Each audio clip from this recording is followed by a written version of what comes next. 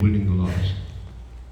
We all are here because we've had an encounter with God. Yes. Amen? Amen. We're here because we love Jesus. We're here because we worship the King of Kings and Lord of Lords. We've all had an experience with God that brought us to a place of salvation. And that's a story that people need to hear. Yes. Amen? Yes. I have that story. You have that story. I want to share real quickly a little bit about my personal testimony.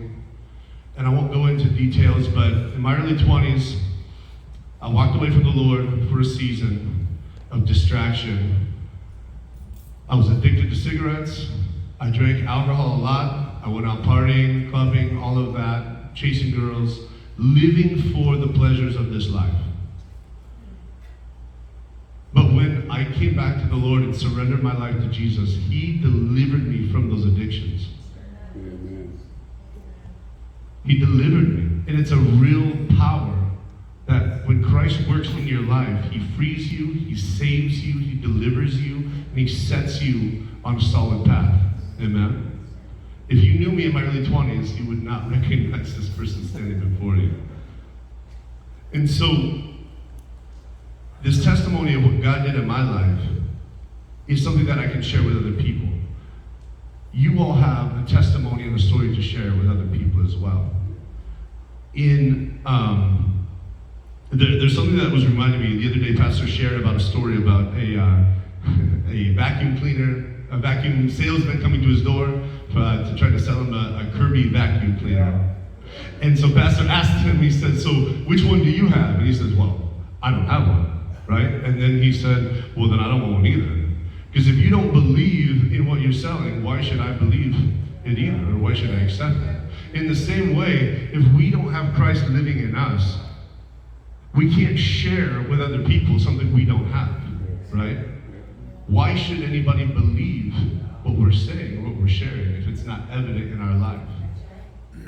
But it is evident. Christ is living in you. Amen?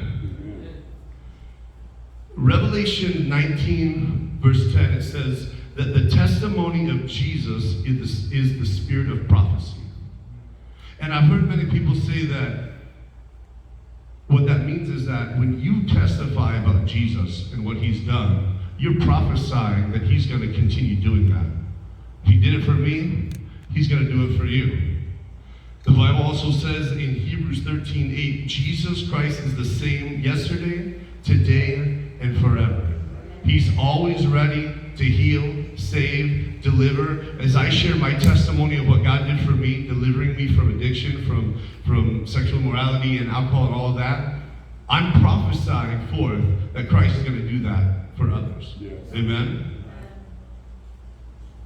He did it for me. Amen. He can do it for you. When you share your testimony with other people of how Jesus saved you, you are prophesying salvation over them as well. And you're opening a door. The testimony that you share gives credibility to the message of the gospel that you're sharing with other people because they see the power of God working in your life. Amen? I wanted to share a story from John chapter 4. We've heard this story about the Samaritan woman at the well, right?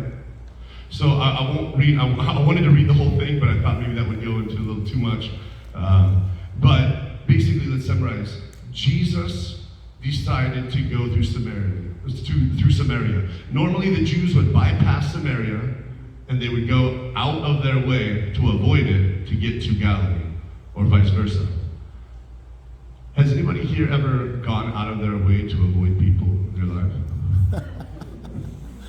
But Jesus said that He needed to go through Samaria. And so He comes to a well, and He sees a Samaritan woman there, and He asks her for a drink.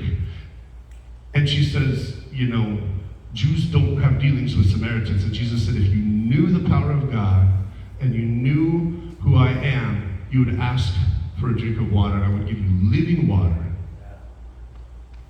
And she asks, Lord, give me, she didn't say Lord yet, she said, give me this water. And He said, first, go find your husband and come back. And she says, I don't have a husband. And He says, you're right. You've had 5 husbands, and the one that you're with now is not your husband. And she said, sir, I perceive that you are a prophet. And she goes into saying, that our fathers worship on this mountain, but you Jews say that you have to worship in Jerusalem. And Jesus says there's coming a day when neither on this mountain, Jerusalem, or in Jerusalem you'll worship, but the true worshipers will worship the Father in spirit and in truth. And then she makes a comment about when Messiah comes, he will reveal all these things. And Jesus says to her, I am he of whom you speak. He reveals himself to this non-Jewish woman, Samaritan woman, saying that he is the Messiah. She had an encounter with the living God, with the Messiah, right? And as his disciples are coming back, because they went into the town to buy food, as they're coming back, she takes off and goes to tell everybody else. She goes back to her community and tells everybody about what God did for her. She said, come meet this man that told me everything I've ever done. She had an encounter with God. She had an encounter with the King of Kings, with the Messiah, and she went back and told everyone, and they came to him. To the point where they said, now we know that he is the Messiah, not just because of the word that you shared, but because we have heard it. Don't underestimate the power of your testimony. Amen. Yes. When you have an encounter with God, other people need to hear about it. And we all have that story to share. Amen? Amen. So, my challenge for this week. Take some time and write down your testimony. Write down your testimony so that you can share it with somebody in 5 minutes. Spend some time this week in prayer, recalling the time when you got saved, all of the things that God has done in your life from the time that you accepted Christ until today. Write it down, because that is a powerful story that, again, is a prophetic word speaking to somebody else's life. How many here have heard testimonies of other people and how God has impacted their life and it's encouraged your faith, or even it brought you to Christ? There's power in your testimony. Amen?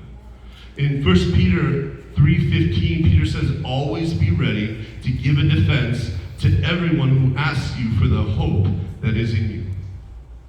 Jesus is the hope that is in you, and you have a story to share. Amen? So write down your testimony and be ready to share it with people that you come across. Amen? Amen. Amen.